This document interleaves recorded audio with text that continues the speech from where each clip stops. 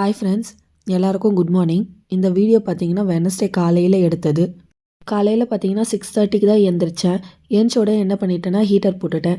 நேற்று வரைக்குமே ஹீட்டர் இல்லைன்னு சொல்லிட்டு இருந்தேன் இல்லையா. நேற்று டிமார்ட்டுக்கு போயிட்டு ஒரு புதுசாக ஹீட்டர் ஒன்று வாங்கிட்டு வந்தாச்சு ஃப்ரெண்ட்ஸ்.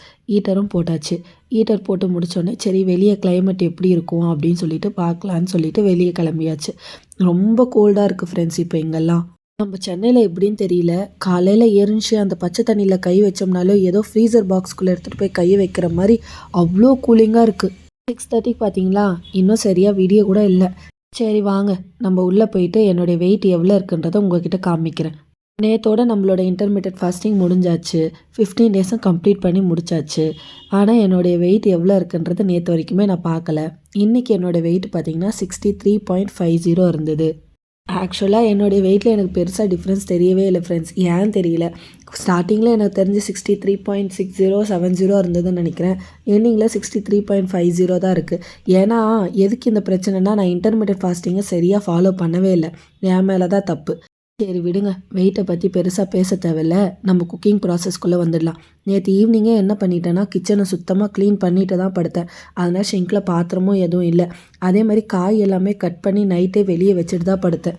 எனக்கு முன்னாடியே தெரியும் மறுநாள் காலையில் நம்மளால் ஏஞ்சிக்க முடியலன்னா என்ன பண்ணுறதுன்னு சொல்லிட்டு முன்னாடி நாள் நைட்டே காய் எல்லாமே கட் பண்ணி வச்சுட்டு தான் தூங்கினேன். எதையும் நான் ஃப்ரிட்ஜில் வைக்கல. இங்கே இருக்கிற இந்த சில்னஸ்க்கு வெளியே வச்சாலே போதும்னு சொல்லிட்டு நான் எல்லாமே வெளியே வச்சுட்டேன். நேற்று டிமார்ட்டுக்கு போகணுன்னு சொன்னேன் இல்லையா, அங்கே வந்து எனக்கு இந்த பொரியல்லாம் கொண்டு போகிறதுக்கு பார்த்தீங்கன்னா என்கிட்ட சுத்தமாக டப்பாவே இல்லை. சரி எங்கேயாவது பார்ப்போம், கொஞ்சம் ரேட்டு கம்மியாக இருந்தால் வாங்கிக்கலான்னு பார்த்தேன். இந்த டப்பா பார்த்திங்கன்னா நான் எல்லா பாக்ஸுமே பார்த்தேன். எல்லா பாக்ஸுமே ஃபுல்லாக வந்து பிளாஸ்டிக்லேயே இருந்தது. எனக்கு அது பிடிக்கல. சரி இது பார்ப்போன்னு பார்த்தா திறந்து பார்த்தா உள்ளே ஃபுல்லாக சில்வர், அந்த மூடி மட்டும்தான் பிளாஸ்டிக்காக. சரி ஏர்டைட் கண்டெய்னராகவும் இருந்தது. எனக்கு அந்த விலையும் பார்த்திங்கன்னா கொஞ்சம் ரீசனபிளாகவே இருந்தது. சரி வாங்கிக்கலாம் அப்படின்னு சொல்லிட்டு ஒரு பாக்ஸ் 49 ருபீஸ் வந்தது. 2 பாக்ஸ் வாங்கிட்டு வந்தாச்சு. ஆக்சுவலாக முன்னாடி நாளே என்ன ப்ரிப்பேர் பண்ண போகிறேன்றது மைண்டில் இருந்ததால் காலையில் எனக்கு அவ்வளோவா எந்த டென்ஷனும் இல்லை ஃப்ரெண்ட்ஸ். முன்னாடி நாளே வந்து காலையில் வந்து வெஜிடபிள் ரைஸ் பண்ணலான்னு முடிவு பண்ணியாச்சு. அதனால் காய் எல்லாமே வெட்டியும் வச்சாச்சு. நம்ம இங்கே வந்து தக்காளி வெங்காயம் அந்த டைமுக்கு வெட்டிட்டு நம்ம சாப்பாடு ப்ராசஸை ஸ்டார்ட் பண்ண வேண்டியது தான். அதுக்கு முன்னாடி என்ன பண்ணிட்டேன்னா முட்டை 4 முட்டை எடுத்து போட்டு வேக வச்சாச்சு. முட்டை கூடையே தேவையான அளவுக்கு உப்பு ஆட் பண்ணியாச்சு. உப்பு ஆட் பண்ணிவிட்டு அதை சைடில் ஒரு பக்கம் வச்சிட்டோம்னா நம்ம சைடில் வந்து தக்காளி வெங்காயம் எல்லாமே கட் பண்ணி எடுத்துக்கலாம். நான் இங்கே பார்த்தீங்கன்னா வெஜிடபிள் ரைஸ்க்கு 3 பச்சை மிளகா கிட்டே எடுத்திருக்கேன். 3 பச்சை மிளகாவே போதுமானது. ஏன்னா பையன் வேறு சாப்பிடணும் இல்லையா. 3 பச்சை மிளகா போதும். அதுக்கப்புறமா 2 தக்காளி, 3 வெங்காயம் எடுத்திருக்கேன். வெஜிடபிள் ரைஸ்க்கு எப்போவுமே வந்து தக்காளியை குறைச்சிக்கோங்க. வெங்காயம் வந்து கொஞ்சம் அதிகமாக போட்டிங்கன்னா உங்களுக்கு அந்த வெஜிடபிள் ரைஸ் வந்து சூப்பராக வரும். என்னடா வீட்லேயே செருப்பு போட்டுட்ருக்காளேன்னு பார்க்காதீங்க ஃப்ரெண்ட்ஸ். இங்கே கோல்டுக்கு காலை கீழே வைக்கவே முடியல. நானும் ஒரு 2-3 நாளாக என்ன பண்ணிட்டேன்னா சாக்ஸ் போட்டு சுற்றிட்டு இருந்தேன். சாக்ஸ் போட்டாலுமே அந்த கோல்டு காலில் நல்லா சில்லுன்னு ஏறுது.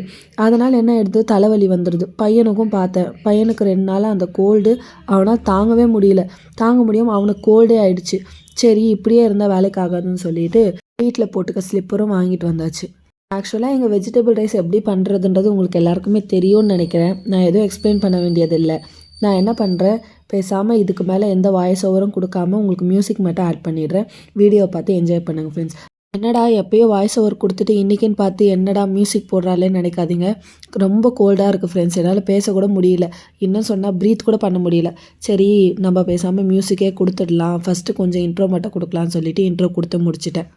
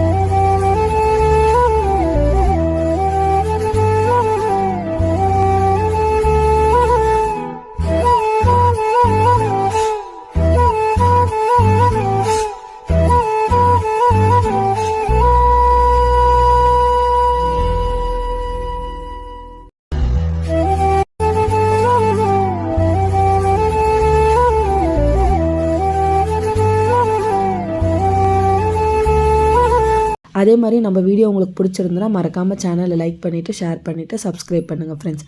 ஓகே, நெக்ஸ்ட் வீடியோவில் பார்க்கலாம். பாய்.